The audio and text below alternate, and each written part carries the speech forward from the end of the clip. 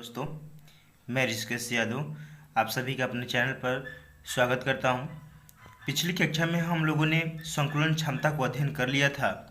इस कक्षा में हम लोग अध्ययन करेंगे सरल घनीय कोष्ठिका का संकुलन क्षमता। अब सरल घनीय जो हमारी कोष्ठिका होती है उसकी संकुलन क्षमता कितना होता है, इसके गणना के बारे में आज हम लोग अध्ययन करेंगे। तो चलिए आते हैं। इसमें है कि एक सरल घनीय कोष्ठिका में इसको एससीसी से इंडिकेट करते हैं। मैंने पिछली कक्षा में इस चीज़ को बताया था। एक सरल घनीय कोष्ठिका में केवल घन के कोणों पर अवयवी कण उपस्थित होते हैं। सरल घनीय में तो घन के कोणों पर केवल होते हैं, जैसा कि इस चित्र में आप सभी को दिख रहा होगा। इसके बाद अब चित्रानुसार यदि मान लिया जाए कि घन एक कोष्ठिका की एक भुजा है, मान लिया जाता है, तो अगर मानने के बाद अगर संकुलन क्षमता इसमें फाइंड करें, संकुलन क्षमता पिछले कक्षा में मैंने बताया था कि जो फलक केंद्रित होते हैं, फलक केंद्रित पे हमारा फलक चूँकि 6 होते हैं तो फलक केंद्रित पर 3 लिया जाता है। इसके बाद जो हमारा जो कोनों पर जिसमें सरल केंद्रित होता है, कोनों पे 1 होता है, क्योंकि 8 गुणा 1/8 जो पिछली कक्षा में मैंने बताया था। इसके बाद संकुलन क्षमता का मैंने सूत्र बताया था 2z क्रॉस 4/3 पाई r क्यूब अपान में a क्यूब, जहाँ पे z अवयवी कणों की संख्या था, a था आप लोगों का कोष्ठिका का आयतन, और उसमें 4/3 पाई r क्यूब में वो अवयवी कोणों का आयतन था। चूंकि अवयवी कोण गोलाकार थे तो अवयवी कोणों का उसको आयतन को लिया गया था। इस कक्षा में चलिए हम देखते हैं कि इसका संकुलन क्षमता कैसे निकलेगा। तो आइए आते हैं।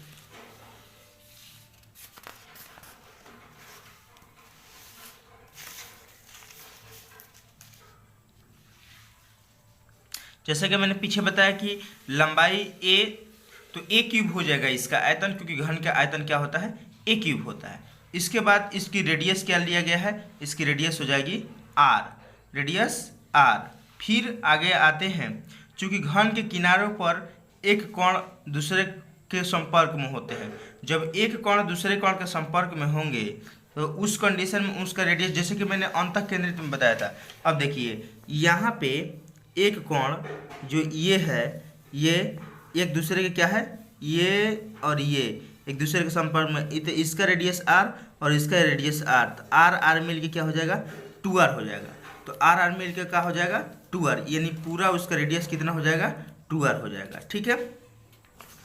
और फिर आते हैं, देखते हैं कैसे क्या हुआ है। अब इसके बाद इसका आयतन यदि फाइंड करना चाहें हम, तो घनीय कोष्ठिका का आयतन, जैसा कि मैंने पीछे बताया कि ये घन है तो घन का आयतन भुजा क्यूब होता है, तो a क्यूब हो जाएगा। अब a क्यूब हो जाएगा जब हमारा, तो एक दूसरे के संपर्क में है, तो उनका जो पूरा टोटल भुजा हमारी 2r हुई है, तो a cube equal to 2r का क्यूब हो जाएगा, यानी 8r क्यूब हो जाएगा यहाँ पर, जैसा कि आप सभी को दिख रहा है। अब इसको इक्वेशन फर्स्ट मान लेते हैं। चूँकि सरल घनीय कोष्ठिका में केवल एक अवयवी कण उपस्थित होते हैं। मैंने बताया 8 क्रॉस 1/8 इक्वल टू 1 था। इस चीज़ को मैंने पीछे भी चर्चा किया है। तो एक होता है, तो अतः अवयवी कण का आयतन 1 गुणा 4/3 पाई r क्यूब, तो 4/3 पाई r क्यूब हो जाएगा इसका एक अवयवी कण का आयतन। तो अब संकुलन क्षमता को फाइंड करेंगे, तो संकुलन क्षमता का सूत्र होता है हमारा एक अवयवी कण का आयतन बता एक कोष्ठिका का आयतन गुणे 100। ये चीज़ मैंने बताया था आप सभी को पीछे, ये सूत्र फार्मूला। तो अब देखिए संकुलन क्षमता हम फाइंड करेंगे, तो 4/3 पाई r क्यूब एक कोण का आयतन हो गया हमारा, क्योंकि गोलाकार है तो गोले का आयतन 4/3 पाई r क्यूब होता है। अब यहाँ पे निकाले थे कि एक कोष्ठिका का आयतन 8 r क्यूब निकाले थे। 8r क्यूब कैसे निकाले थे, 8r क्यूब इस प्रकार निकाले थे। देखिए 8r क्यूब इस प्रकार निकला था, क्योंकि एक था हमारा, और यहाँ पे जो 2r हमारा रेडियस हुआ है टोटल, उसको क्यूब कर देंगे तो 8r क्यूब हो जाएगा। अब अवयवी कण का भी आयतन हमारा कि एक अवयवी कण है तो एक से उसमें मल्टीप्लाई करेंगे, तो मल्टीप्लाई करने के बाद भी हमारा 4/3 पाई r क्यूब ही आएगा। आते हैं आगे, देखिए अब संकुलन क्षमता 4/3 पाई इंटू 8 इंटू 100। अब इसको हम मॉडिफाई करेंगे तो आगे निकल के हमारा क्या आएगा, यहाँ पर पाई का मान 3.4 रख लिया गया है। इसके बाद हमें इतना फाइंड हो जाएगा, यानी 52.33%, यानी 52.4% लगभग अप्रॉक्सीमेटली हमारा संकुलन क्षमता हो जाएगा। यानी कि जो SCC की जो संकुलन क्षमता होती है 52.4% होती है। ठीक है, अब चलिए आते हैं सरल घनीय कोशिका का कुछ इंफॉर्मेशन प्राप्त करते हैं कि सरल अंतःकेंद्रित कोशिका क्या होती है।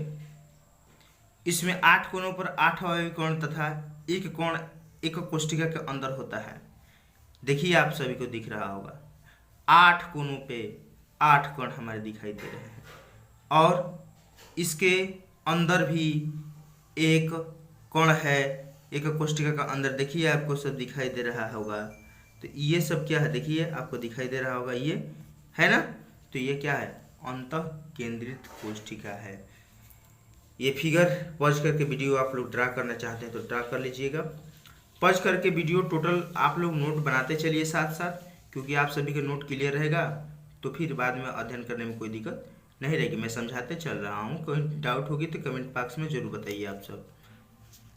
चलिए फिर आगे चलते हैं, इसको तो आप लोग समझ गए।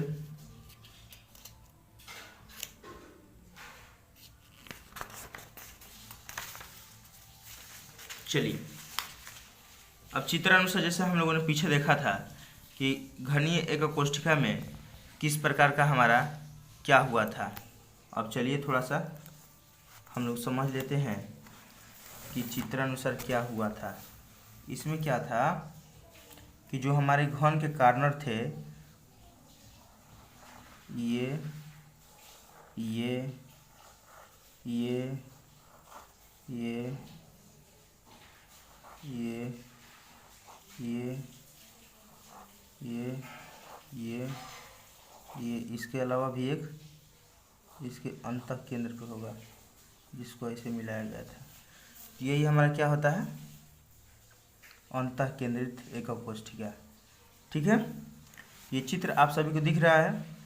अब कह रहा है कि अंतःकेंद्रित घनीय संरचनाओं में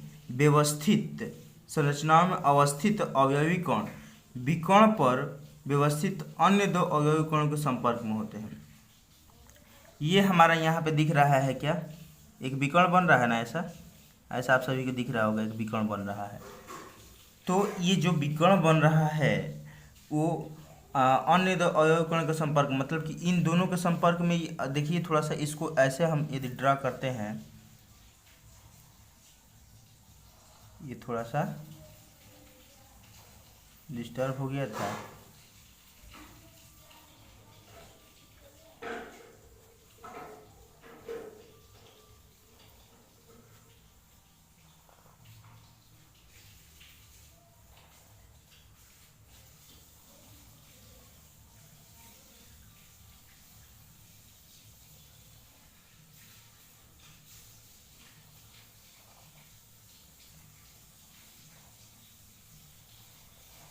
ऐसे करते हैं तो एक विकर्ण पे ये दोनों के संपर्क में है, 2 अवयवी कणों के संपर्क में है, ये इसी को ये बता रहा है। तो यहाँ पे 2 अवयवी कणों का क्या है, संपर्क में है। अब मान लिया जाता है कि घनीय कोशिका की एक भुजा, जो भुजा है उसकी लेंथ कितनी है, a है। तो अब बताइए लेंथ जब a है तो उस कंडीशन में हमारा ये सभी हमारी जो भुजाएं होंगी, सभी भुजाएं के मान कितना होगा, सभी भुजाएं a होगी। क्या होगी, a होगी, सभी का लेंथ a होगा। क्योंकि ये हमेशा जो घन बनता है वो घन 2 वर्गों से बनता है। ये 2 वर्ग मैंने खींच के आप सभी को दिखाया था, ड्रा हुआ था। तो 2 वर्गों से मिलके एक घन का निर्माण होता है। तो यहाँ पे सभी भुजाएं क्या होंगी, आपस में बराबर होंगी। अब देखिए, अब मान लिया जा रहा है, इसमें मान लिया जा रहा है क्या कि जो हमारा ये है इसके बाद मतलब कि किसी एक्सिस को हम मान लेते हैं। तो एक्सिस में मान लेते हैं कि इसी को a मान लेते हैं, चाहे इसको a मान लेते हैं, इसको b मान लेते हैं, इसको c मान लेते हैं। ऐसे करके मैंने मान लिया, ठीक। 3 एक्सिस 1 2 3 मान लिया मैंने। 3 मानने के बाद इसमें एक को मान लेते हैं a, एक को मान लेते हैं b, मान लेते हैं इसी को a, इसको b, इसको c, ठीक, ऐसे मान लेते हैं।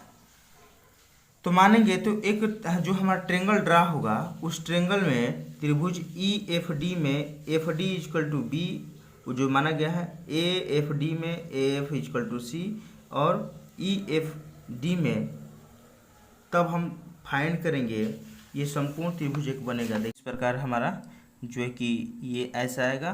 फिर इसके बाद इसको करेंगे तो इसकी वैल्यू 68% टोटल आएगी। अतः जो अंतः केंद्रित होती है कोष्ठिका उसकी संकुलन क्षमता 68%